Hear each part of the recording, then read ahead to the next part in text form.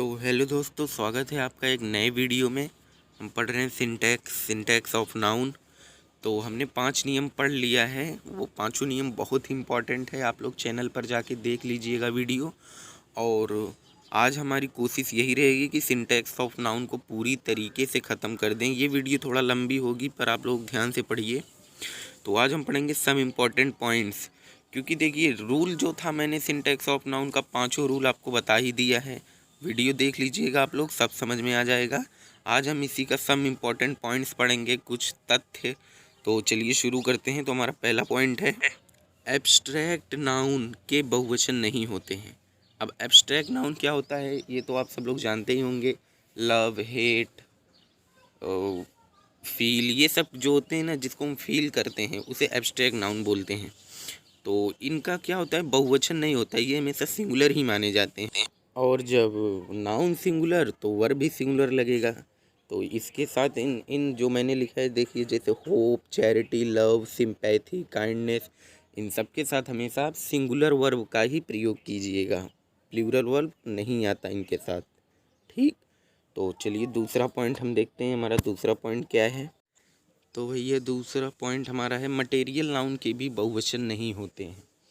Material noun यानी पदार्थवाचक संज्ञा, पदार्थ जिसमें आते हैं। देखिए जैसे मैंने लिखा है copper, iron, tin, would, gold, silver etcetera. तो ये जितने भी नाउन होते हैं इनके भी बहुवचन नहीं होते, ये भी हमेशा सिंगुलर ही माने जाते हैं। तो इनके साथ सिंगुलर वर्ब का ही प्रयोग करना। आप लोग अगर आपके सामने वाक्य आए तो प्लूरल वर्ब का प्रयोग मत कीजिएगा। तो चलिए अगला पॉइंट देखते हैं हमारा क्या है। तो अगला पॉइंट है, यदि प्लूरल नाउन किसी देश या पुस्तक का नाम हो। ध्यान से सुनिए, यदि प्लूरल नाउन किसी देश या पुस्तक का नाम हो तो सिंगुलर वर्ब का प्रयोग करना चाहिए। अगर मान लो हमारा जो नाउन है वो प्लूरल है और वो किसी देश या पुस्तक का नाम है, तो उसके साथ आप प्लूरल वर्ब का प्रयोग मत कीजिएगा, उसके साथ सदैव सिंगुलर वर्ब का ही प्रयोग कीजिएगा। जैसे एक वाक्य मैंने लिखा है देखिए, the United states of America. ये क्या है, प्लूरल नाउन है। तो इसके साथ देखिए हमने हैज का प्रयोग किया है, सिंगुलर वर्ब का प्रयोग किया है।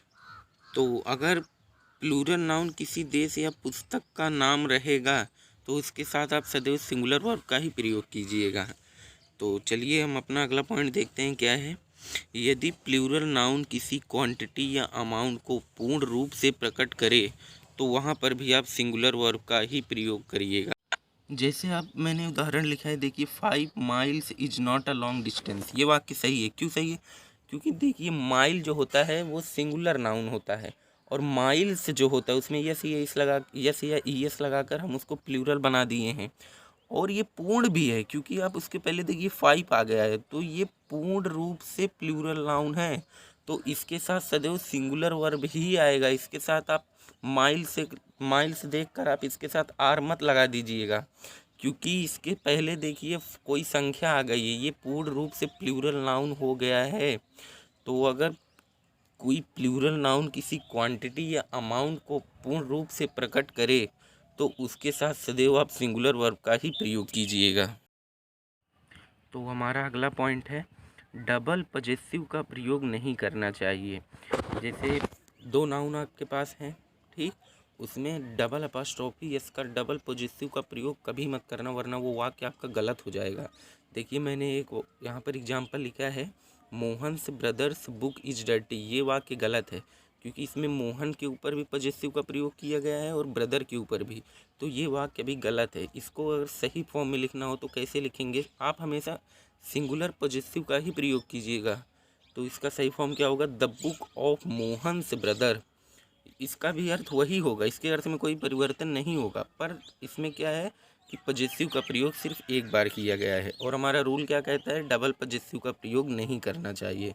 तो हमने यहाँ पर क्या लिखा है, the book of Mohan's brother is dirty. अब जाके ये वाक्य हमारा सही हुआ। लेकिन इस नियम में एक अपवाद है, वो क्या है, यह नियम प्रोनाउन के प्रयोग पर लागू नहीं होता। तो डबल पजेसिव का प्रयोग जो है वो सिर्फ प्रोनाउन पर हो सकता है, लेकिन नाउन वाले वाक्य में डबल पजेसिव का प्रयोग नहीं होगा। ये बात आप ध्यान में रखिए, प्रोनाउन के प्रयोग पर हम इसको लागू कर सकते हैं। तो चलिए हम अपना अगला पॉइंट देखते हैं क्या है।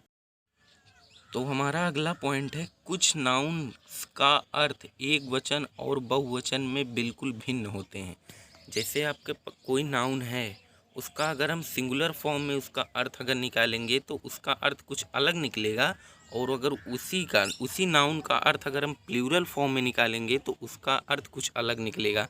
तो देखिए यहाँ पर मैंने आपको कुछ नाउन्स दे रखे हैं, इनको पहले हम देखते हैं क्या है, इनका अर्थ क्या होता है सिंगुलर और प्लूरल फॉर्म में। तो हमारा पहला नाउन है एडवाइस। अगर एडवाइस का अर्थ होता है सलाह, अगर हम एडवाइस का प्लूरल फॉर्म बना देंगे, एडवाइसेस हो जाएगा, तो उसका अर्थ बदल जाएगा, उसका अर्थ हो जाएगा सूचना। इसी तरीके से एयर हवा, एयर्स दिखावटी व्यवहार, गुड भलाई, गुड्स सामान, कंपास विस्तार परिधि, कंपासेस प्रकार यानी वो होता है जो हमें ज्योमेट्री बॉक्स में मिलता है, गोला प्रकार, वही है। रिस्पेक्ट माने होता है सम्मान, अगर इसमें जैसे इस लगा देंगे तो नमस्कार हो जाएगा। फिजिक माने होता है दवा, और फिजिक्स माने होता है भौतिक विज्ञान।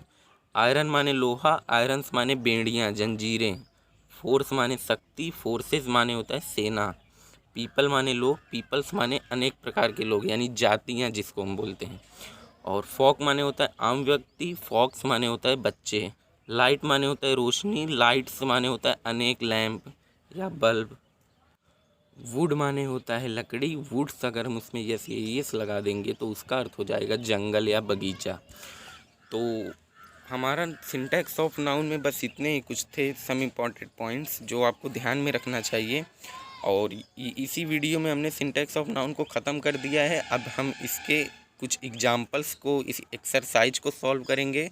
तो हम 2 एक्सरसाइज सॉल्व करेंगे।